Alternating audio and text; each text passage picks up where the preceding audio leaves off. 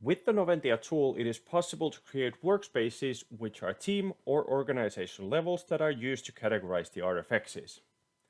Whenever a new RFx is created, it will be placed on one of these workspaces. Also, the sourcing team members will have their user rights set up according to these workspaces. So by default, the RFx can always be accessed by the team members that have user rights to the workspace where the RFx is located.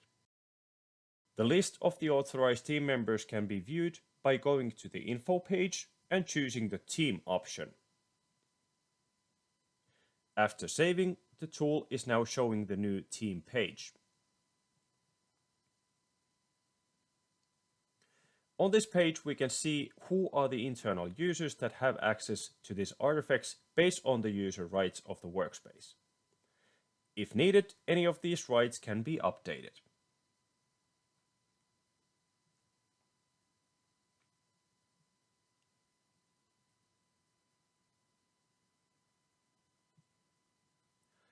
If this would be a confidential RFx, it's also possible to remove all default user rights. And in the same way, the rights can be brought back, for example, after the RFx has ended. So this is the list of the sourcing team members that have the rights to view this workspace. Sometimes it's required to have also other internal users to be participating in the work with the RFx. These users can be added with the box on top of the list. Notice the person must have a user account, the Noventia, in order to be added in this RFx.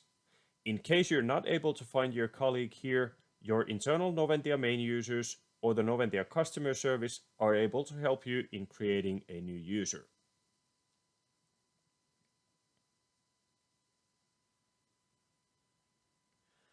The sourcing team members can easily add reminders to themselves and to other colleagues.